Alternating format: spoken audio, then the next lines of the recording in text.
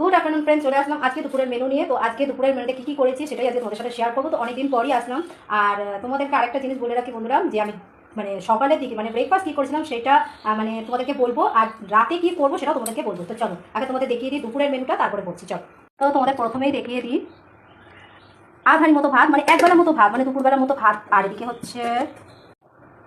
এদিকে হচ্ছে লাল লাল ঝাল ঝাল আলু দিয়ে চিকেনের ঝোল। দেখতেই পাচ্ছ খুব সুন্দর লাগছে না? এই দেখো, দেখেছো? বেশি ঝোল করিনি, দেখো একদম।